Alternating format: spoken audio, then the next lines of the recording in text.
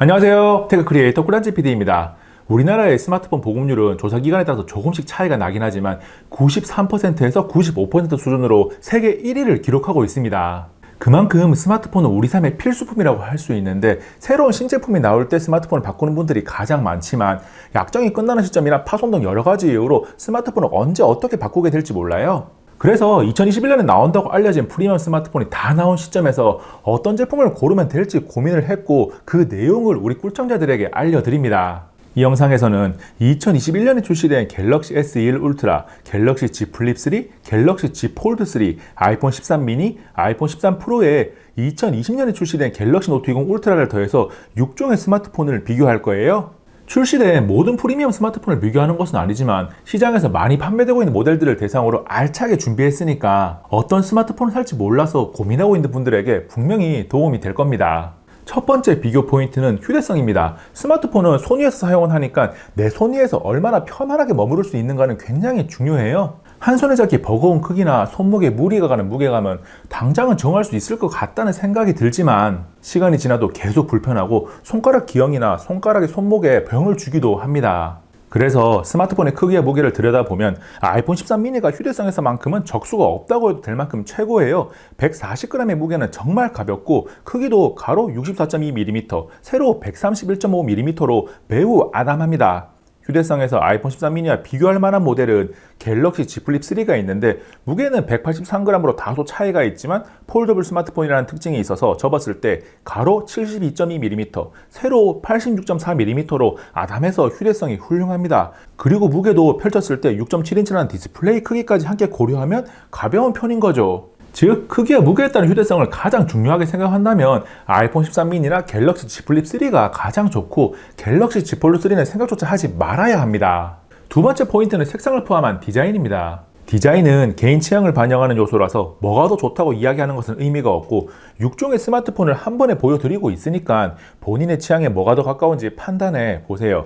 갤럭시 Z 플립 3는 펼친 모습도 보여드립니다. 이어서 디스플레이가 있는 전면도 보고 있는데, 홀 디스플레이, UDC, 노치 디자인 등을 중점적으로 비교해 보시고, 갤럭시 Z 플립 3와 Z 폴드 3는 커버 디스플레이를 켠 모습도 함께 보고 넘어갈게요.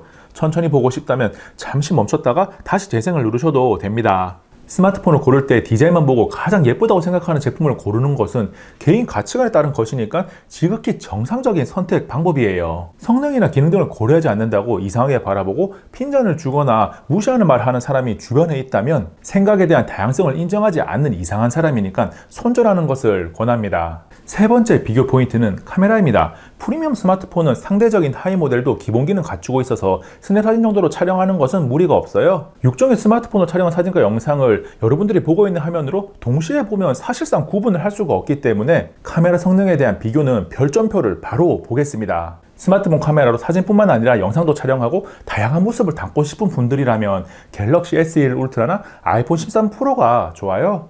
이어서 기본적인 카메라 스펙을 함께 보면 갤럭시 S21 울트라는 광학 3배줌과 10배줌을 촬영할 수 있다는 장점이 있고, 아이폰 13 프로는 광학 3배줌 촬영이 가능하고 라이다 스캐너가 있어서 저조도 환경에서도 카메라 사용이 안정적입니다. 그리고 아이폰 13 프로는 별도의 접사 렌즈를 사용하지 않고도 접사 촬영이 가능하고 화질이 떨어진다는 의견도 있긴 하지만 부드러운 초점 변화가 인상적인 시네마틱 모드가 좋은 평가를 받고 있어요.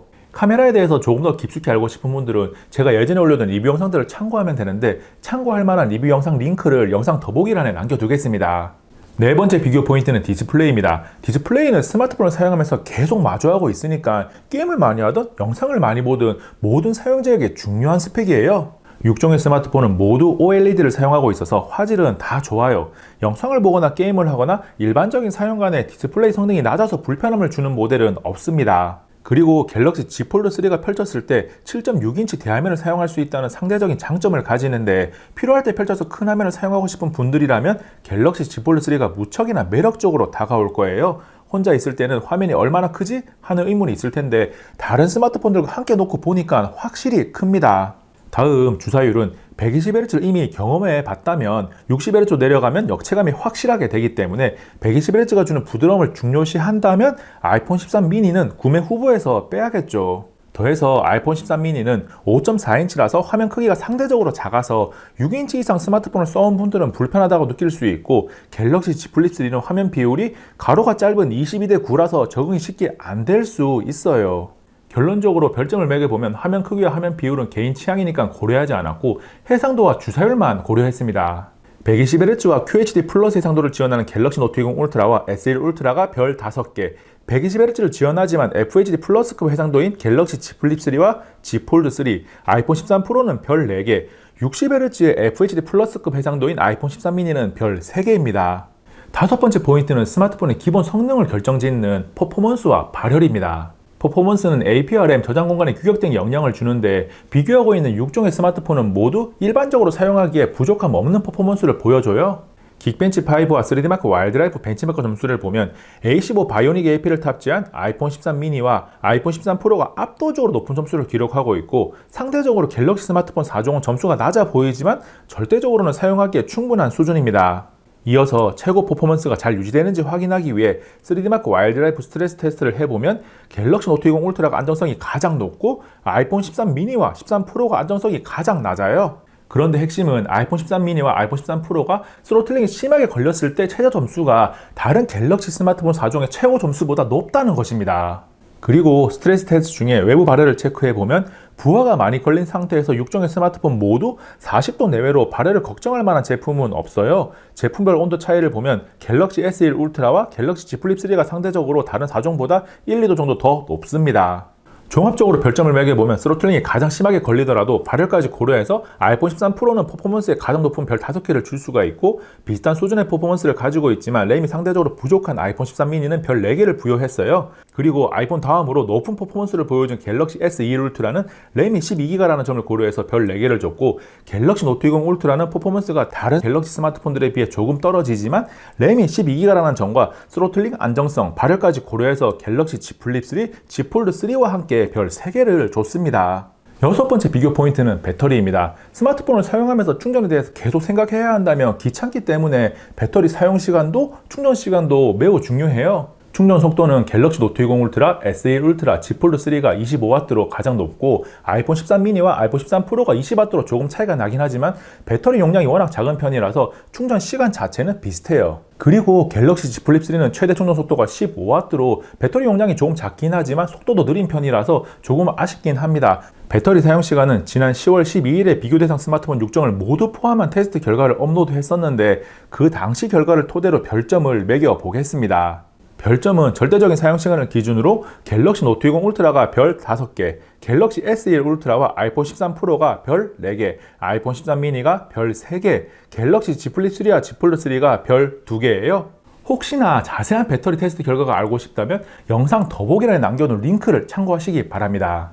일곱 번째 비교 포인트는 OS 업그레이드입니다. 삼성은 메이저 업그레이드를 3회를 보장하고 있고, 애플은 딱 잘라서 말한 적은 없지만 하드웨어가 버티지 못할 때까지 4, 5년 이상도 지원하기도 해요.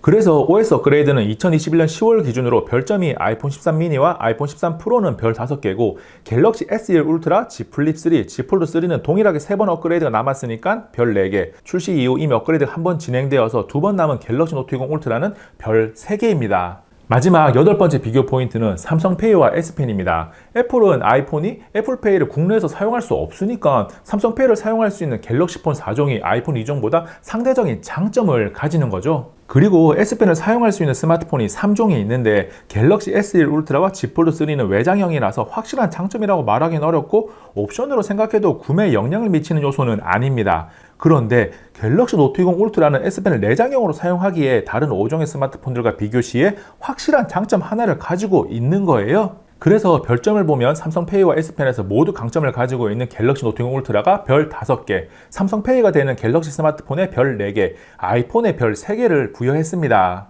그 밖의 요소로 블루투스, 와이파이, 방수방진, 스피커 등이 있는데 약간의 차이가 있긴 하지만 성능상 6종의 스마트폰을 놓고 선택할 때 구매를 결정짓는 요소는 아니라고 생각해서 비교하지는 않고 궁금한 분들을 위해 표로 정리하고 넘어가겠습니다.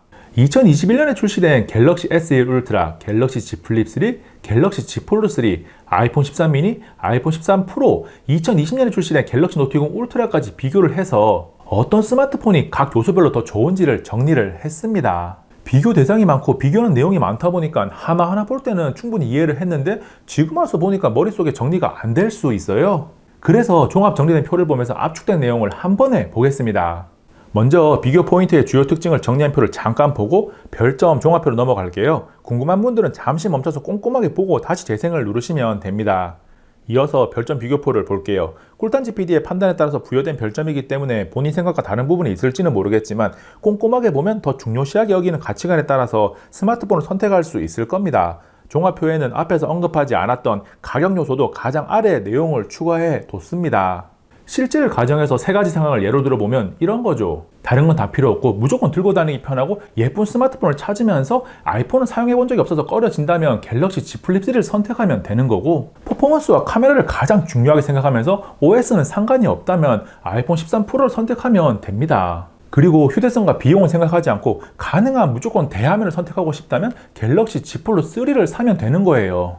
여기까지 영상을 보셨으면 이제는 궁금한 점이 없긴 할 텐데 아이폰 13과 아이폰 13 프로 맥스는 왜 없느냐, 폴더블 스마트폰의 접는 특징에 대해서는 별도로 크게 언급한 적이 없지 않냐라는 의문이 들 수 있습니다. 먼저 아이폰 13 프로 맥스는 비교된 내용을 보고 아이폰 13 프로가 마음에 드는데 화면이 조금 더 컸으면 좋겠다고 생각하는 분들이 아이폰 13 프로 대신 아이폰 13 프로 맥스를 선택하면 되고, 아이폰 13 미니의 모든 조건이 다 마음에 드는데 역시나 화면 크기가 불만인 분들이 아이폰 13을 선택하면 되는 겁니다. 다음, 폴더블 스마트폰의 접고 펼치는 특징 자체는 이제는 생소한 요소가 아니기 때문에 다른 요소들이 마음에 든다면 구매를 하는데 플러스나 마이너스 요소가 되지는 않을 것이라고 판단했고, Z 플립 3가 접어서 휴대성이 좋아지는 부분이나 Z 폴드 3가 펼쳐서 대화면을 사용할 수 있다는 점은 충분히 언급을 했어요. 자, 이제 끝낼게요. 누군가의 스마트폰 선택 고민을 해결하는데 도움이 되는 영상이었기를 바라면서 꿀단지 PD는 이만 물러갑니다. 다음에 또 만나요. 안녕. 잠시만요. 여기 있는 꿀단지만 눌러주세요. 꿀단지 PD를 구독하고 영상을 계속 받아볼 수 있습니다. 생각보다 더 재미있고 흥미롭고 정보가 가득하거든요. 여기는 이 영상 정보를 정말 많이 담았고요. 여기는 이 영상 최신 영상인데 정말 재밌어요. 당연히 정보도 가득 담았죠. 두 번 봐주셔야 돼요.